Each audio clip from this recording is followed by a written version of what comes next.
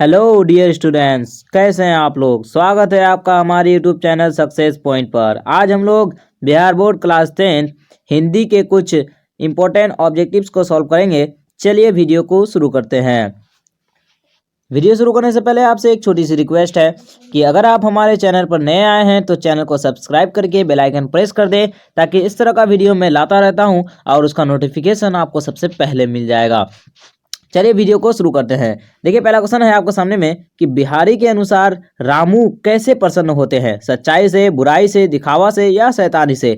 तो आपका रामू के अनुसार ईश्वर कैसे प्रसन्न होते हैं सर, आपका सच्चाई से। ठीक है, कैसे प्रसन्न होते हैं, सच्चाई से। नेक्स्ट क्वेश्चन के ऊपर क्या लिखा है, देव जो देता है उसे क्या करने के लिए बिहारी कह रहे हैं, स्वीकार करने को, विरोध करने को, छोड़ देने को या तोड़ देने को। बिहारी के अनुसार क्या है सर आपका, देव जो देता है उसे क्या कर लेना चाहिए, स्वीकार कर लेना चाहिए। ऑप्शन ए जो है आपका क्या हो जाएगा, करेक्ट हो जाएगा।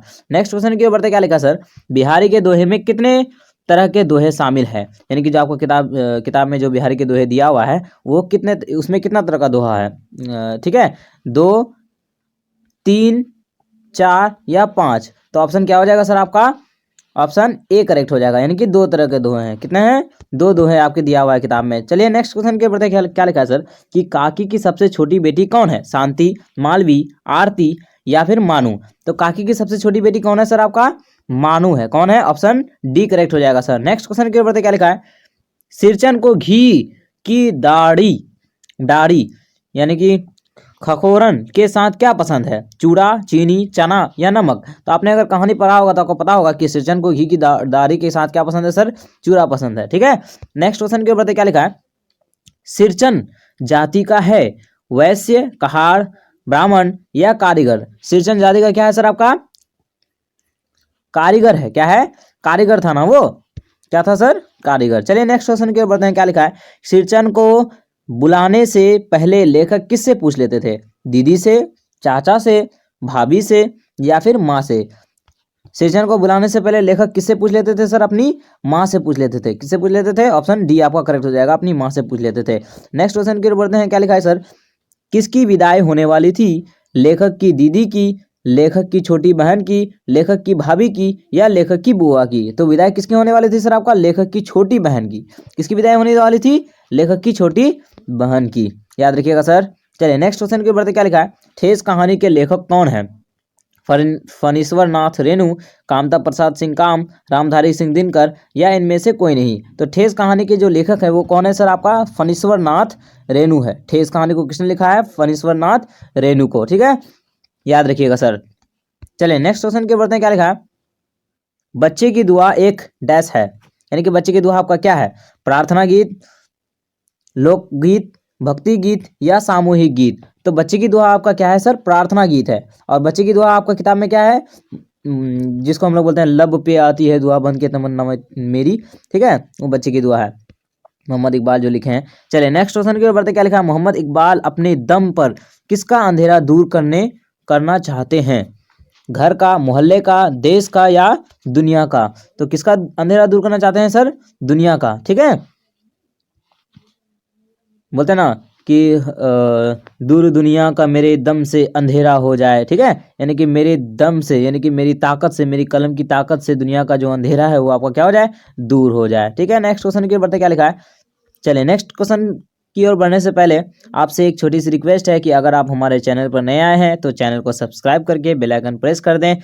मैं इसी तरह का वीडियो इस चैनल पर डालता रहता हूं।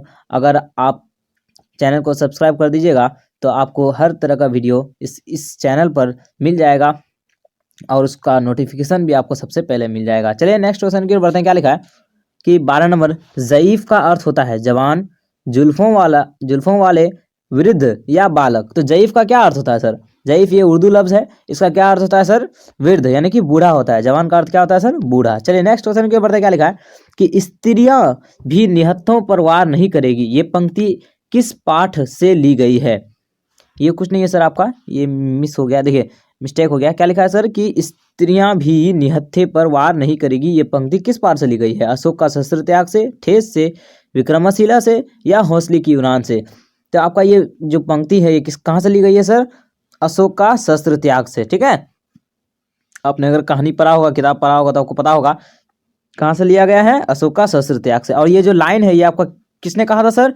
पद्मा ने कहा था कि स्त्रियां भी जो है निहत्तों पर वार नहीं करेगी, ये पद्मा ने कहा था। चलिए नेक्स्ट क्वेश्चन की ओर बढ़ते हैं। क्या लिखा है? कितने साल के युद्ध के बाद भी कलिंग नहीं जीता जा सका? 6 साल, 2 साल, 5 साल या 4 साल? तो इसका आंसर क्या हो जाएगा सर आपका? 4 साल। यानी कि 4 साल से युद्ध हो रहा था फिर भी कलिंग को नहीं जीत पाया था। चलिए नेक्स्ट क्वेश्चन की ओर बढ़ते हैं। क्या लिखा है? मैं स्त्रियों पर शस्त्र नहीं चलाऊंगा, किसने कहा? सेना ने, अशोक ने, पुलिस ने या चंद्रगुप्त ने? तो किसने कहा था सर आपका? मैं स्त्रियों पर शस्त्र नहीं चलाऊंगा, हथियार नहीं चलाऊंगा, किसने कहा था सर आपका? अशोक ने कहा था। किसने कहा था? अशोक ने कहा था। चलिए नेक्स्ट क्वेश्चन की ओर बढ़ते हैं। क्या लिखा है? अशोक ने किस युद्ध से शस्त्र त्याग दिया? यानी कि कौन से युद्ध के बाद अशोक ने अपना शस्त्र को, यानी हथियार को डाल दिया था, यानी कि त्याग दिया था? चलिए तो क्या होगा सर? पानीपत में, कलिंग में या हल्दीघाटी में या बक्सर में? तो क्या होगा सर? इसका आंसर जो है आपका क्या हो जाएगा सर? कलिंग। कलिंग के युद्ध के बाद जो है अशोक अपना हथियार को क्या कर दिया था? त्याग दिया था।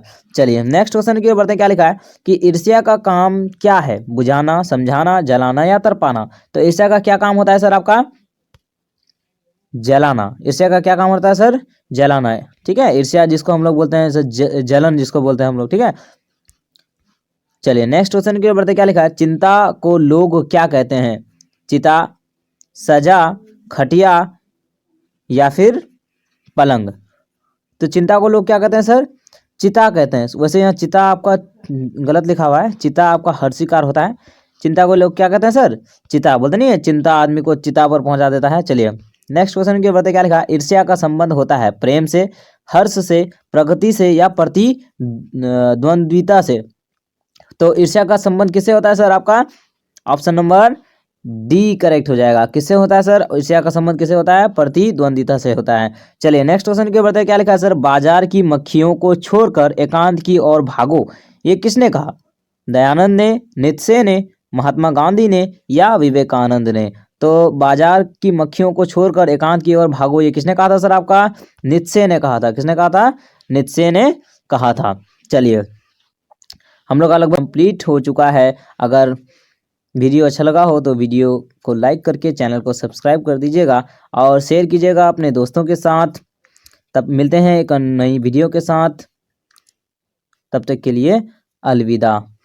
अगर आप हमारे चैनल के सभी वीडियो को देखना चाहते हैं तो हमारे चैनल के प्लेलिस्ट में जाकर के आप देख सकते हैं। हमने science, social, physics, chemistry, biology सारे के सारे वीडियो को डाल दिया है। अगर आप देखना चाहें तो देख सकते हैं।